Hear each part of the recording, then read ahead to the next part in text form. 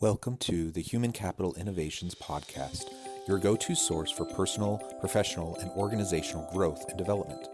We hope you tune in often for all things people management, organizational development and change, organizational leadership, and social impact related.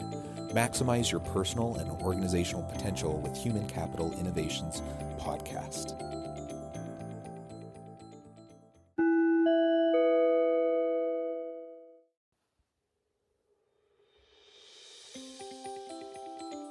Welcome to the Human Capital Innovations Podcast. In this inspiring TED Talks HCI podcast episode, I explore Graham Hill's 2011 TED Talk, Less Stuff, More Happiness.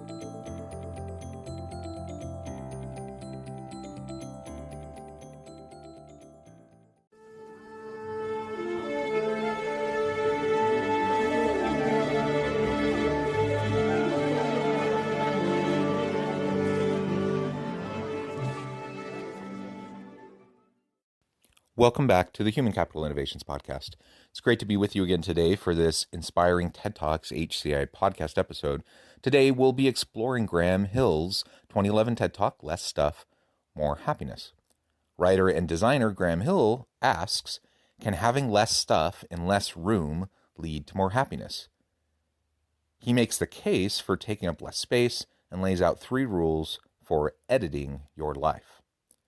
And I should say before we get into the clips that I am a big proponent of tiny houses, minimalism, and associated efforts of individuals to just reconnect with their humanity, reconnect with nature, to declutter, to free yourself of the stress and anxiety and financial obligations that are required oftentimes by having more space, more stuff.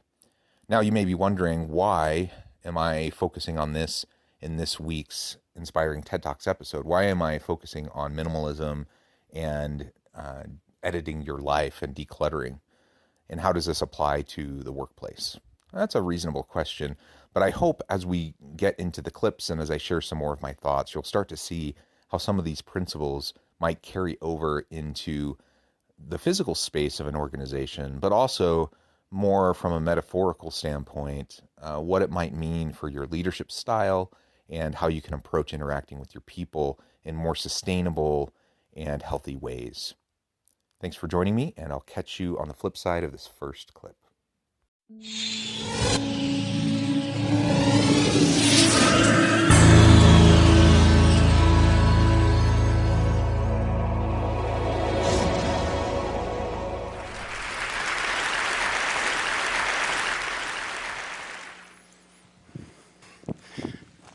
What's in the box? Whatever it is, it must be pretty important because I've traveled with it, moved it from apartment to apartment to apartment.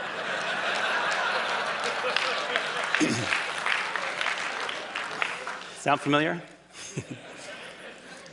Did you know that we Americans have about 3 times the amount of space we did 50 years ago? 3 times. So you'd think with all this extra space, we'd have plenty of room for all our stuff, right? Nope. There's a new industry in town, a $22 billion, 2.2 billion square foot industry, that of personal storage. So we've got triple the space, but we become such good shoppers that we need even more space. So where does this lead? Lots of credit card debt, huge environmental footprints, and perhaps not coincidentally, our happiness levels flatline over the same 50 years. Well, I'm here to suggest there's a better way, that less might actually equal more. I bet most of us have experienced at some point the joys of less. College, in your dorm, traveling in a hotel room, camping, where you got basically nothing, maybe a boat. Whatever it was for you, I bet that among other things, this gave you a little more freedom, a little more time. So I want to suggest that less stuff and less space are going to equal smaller footprint. It's actually a great way to save you some money, and it's going to give you a little more ease in your life. So I started a project called Life Edited at lifeedited.org to further this conversation and to find some great solutions in this area. I think we can all relate to his opening little vignette with the box. Now, you can't see the video, but he brings a box out with him on the stage, and he asks, what is in the box? What can be so important? And it's so relatable because we've all done it. We've all had that box of stuff that we haven't opened in a decade or more, and it just moves with us every time we move, and we never open it. We just know it's important stuff. We need that. But we never open it. We never use it. So is it really that important? That's a good question. And as we think about the complexity of our lives and the clutter within our lives, whether it be the physical stuff or the emotional stuff, the psychological stuff and baggage that we carry around with us, how much of that is really, truly necessary? And the reality is, I think most of it isn't. I've been in that same place as he's describing towards the end of that first clip, where, some of my most freeing and liberating times are when I'm traveling with just a little carry-on bag and traveling around the world, or when I have a chance to just really get back to basics and only focus on what's most important. And I think that's ultimately the message of this video. Even though he's focusing on stuff, I think we can apply it into our lives in various aspects. How do we create a more sustainable life? How do we reduce our footprint, both physically in terms of our carbon footprint, our impact on the environment, but how do we reduce any of the other negative impacts that we might have in the world around us? And how do we do that not only individually, but how do we do it as leaders, and how do we do it within our organizations? How do we help our organizations to become more sustainable? How do we save money, both in terms of physical space as we start to declutter and focus on what's most important? But also, how can we, when we consider the organizational perspective, how can we use these principles to help us have more sustainable, healthy organizations where everyone has a chance to focus on what they're good at and thrive, rather than being stuck in this system that gets continually overloaded with new policies, practices, procedures. The policy cart is overflowing, and just trying to navigate the bureaucracy becomes so difficult. How much of the stuff in that cart is really necessary? How much of those procedural, bureaucratic elements are really necessary? I think these are all the types of questions we need to be asking ourselves as we start to explore the possibility of editing our organizations, editing our leadership style, editing our life.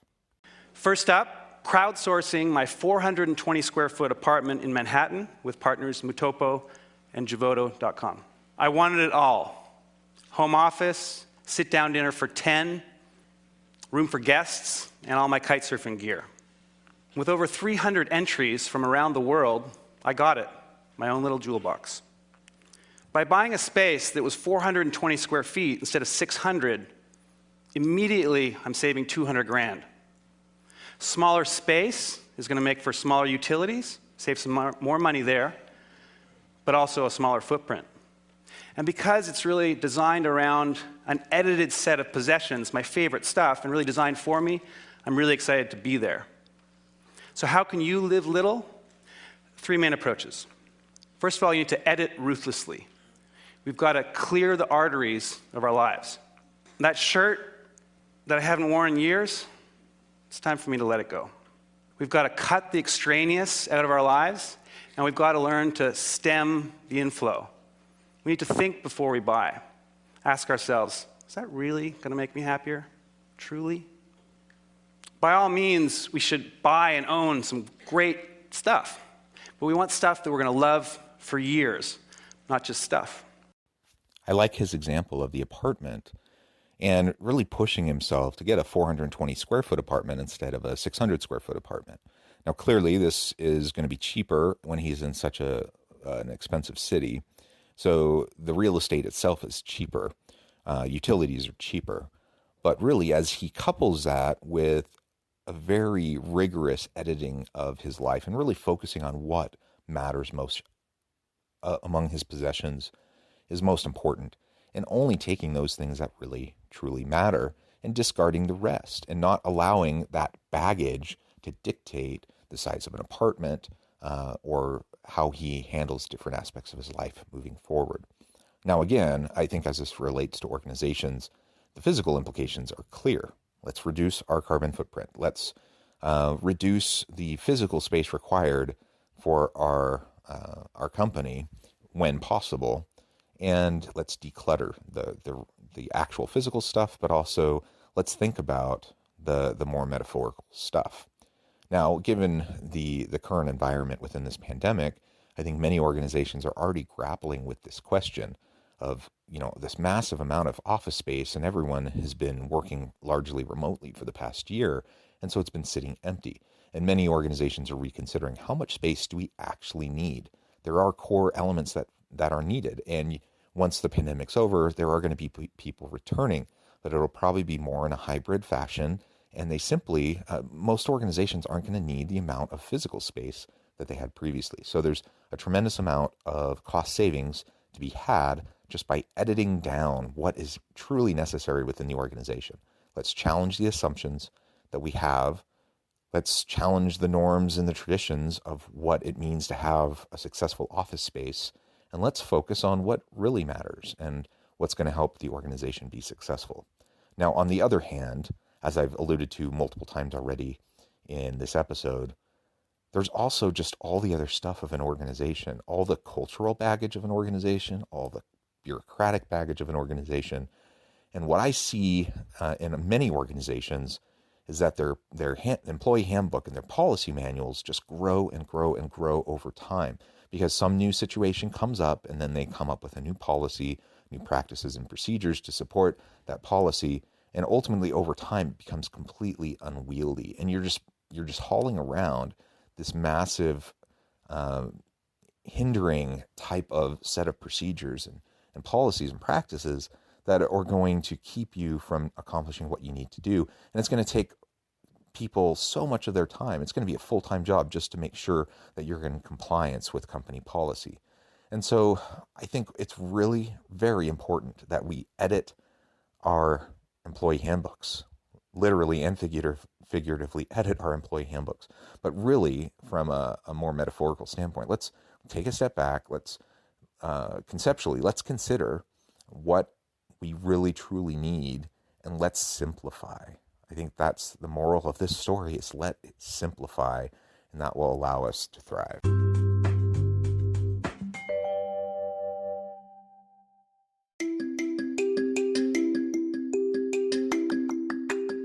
I'm excited to announce the publication of my new book from HCI Press, Bluer Than Indigo Leadership: The Journey of Becoming a Truly Remarkable Leader.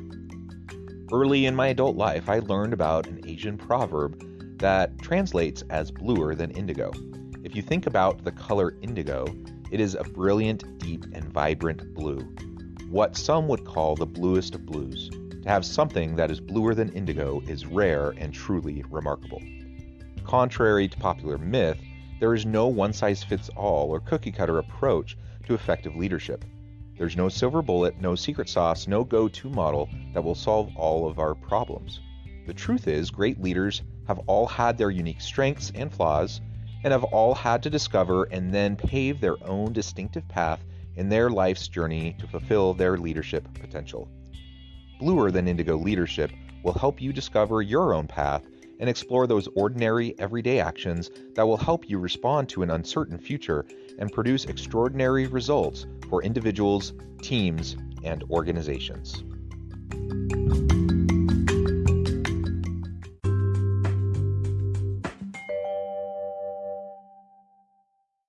Secondly, our new mantra, small is sexy.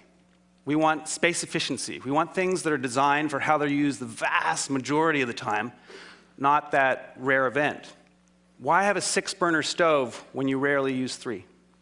So we want things that nest, we want things that stack, and we want to digitize. You can take paperwork, books, movies, and you can make it disappear. It's magic. Space efficiency is key.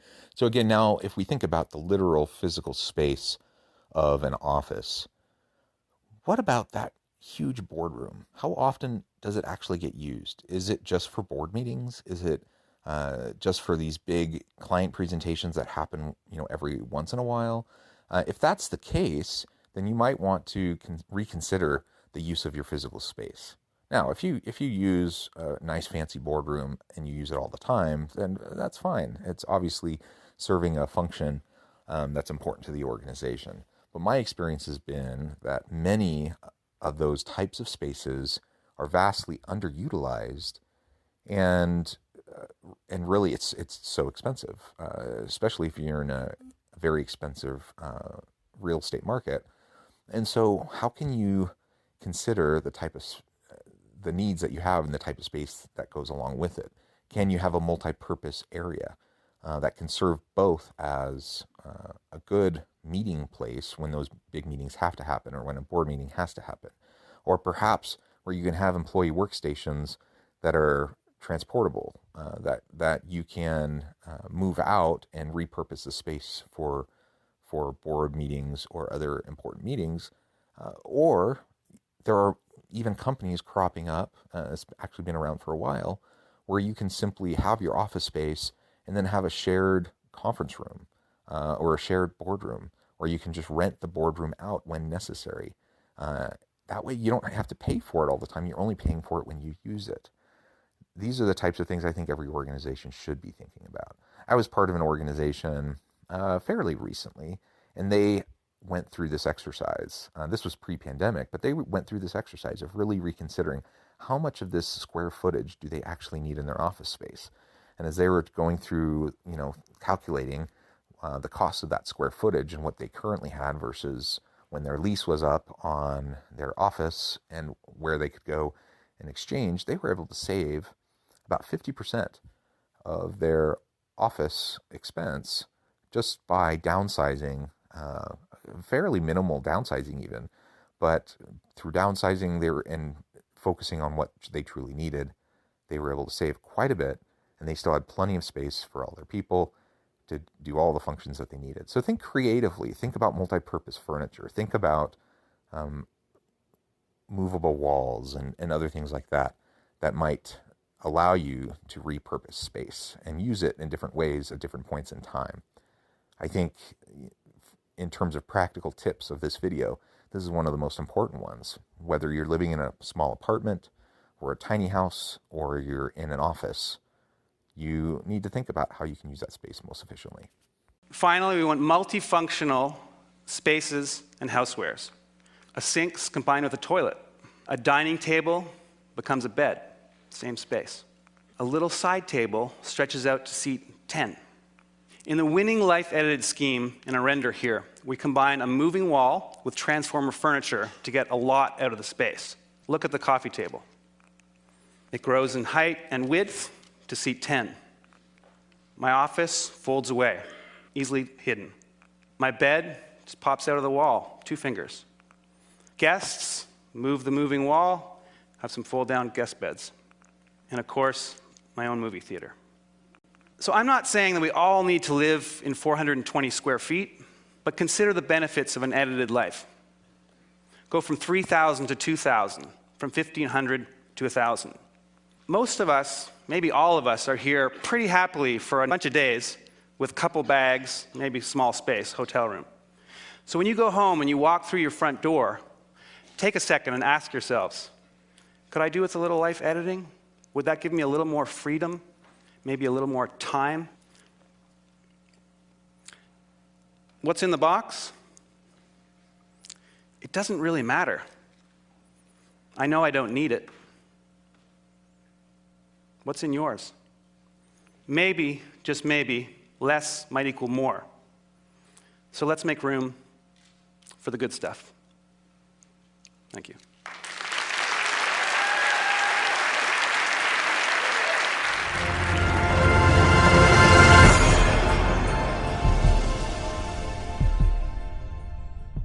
It doesn't really matter what's in the box, does it?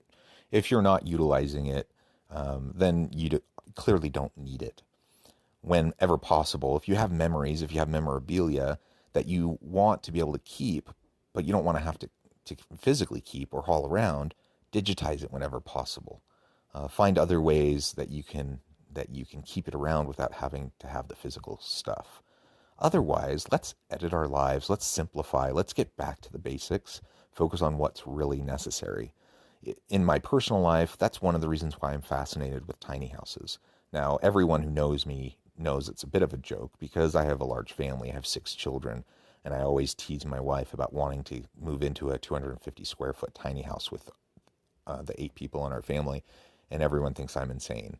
And I probably am insane on the one hand. On the other hand, I actually think we could totally do it, but I'm not going to ask that of my wife and my kids. But the reality is, what can we do to declutter? What can we do to simplify? What can we do to utilize the existing space that we have before looking for new spaces? And again, whether this is in our personal lives, at home, whether it's how we interact in our communities and community organizations we may be a part of, or if it's in the workplace, there are lots of things I think we can do as we take a step back and really consider the use of both physical space, but also our mental bandwidth, our emotional bandwidth. And we think about the physical, the emotional, the spiritual, the psychological baggage that we may carry around. What can we get rid of? And as leaders, what do we need to focus on with our people? And what can we get rid of? Because so often leaders focus on things that just don't matter. Most of the things that can be measured don't matter, and most of the things that matter can't be measured. That old saying is very true.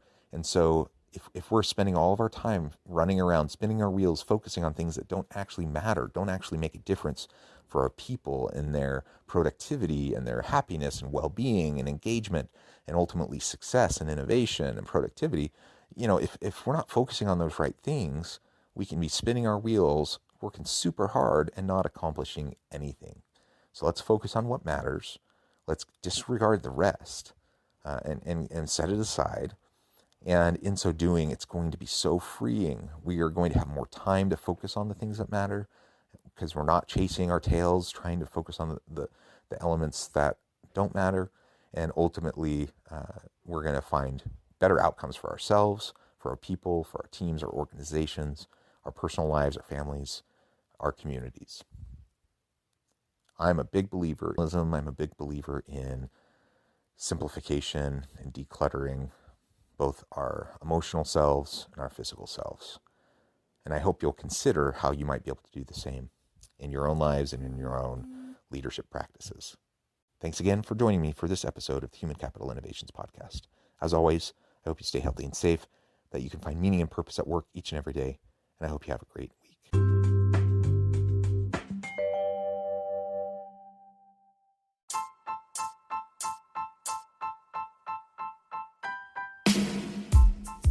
The alchemy of truly remarkable leadership. Ordinary, everyday actions that produce extraordinary results. Consider how the nature of work has shifted over the past 50 years.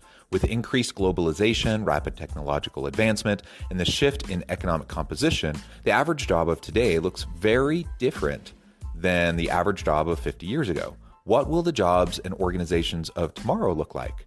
Moreover, what does this all mean for organizational leaders? What are the core competencies and capabilities of organizations and their leadership that are prepared for continued disruption and geopolitical and socioeconomic shifts? Regardless of what the future holds, increasingly, leaders need to be socially minded, data-driven, decisive, champions of talent, and disruptors of the traditional notions of leadership, teams, organizations, and work.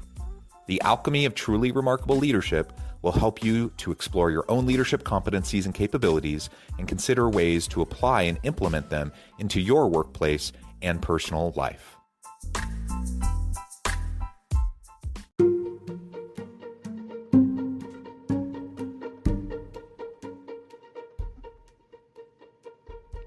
Check out Human Capital Innovations magazine, Human Capital Leadership.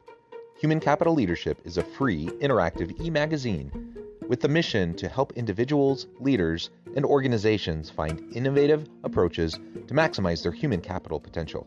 We publish issues quarterly in August, November, February, and May. Take a look at the latest issue and let us know what you think.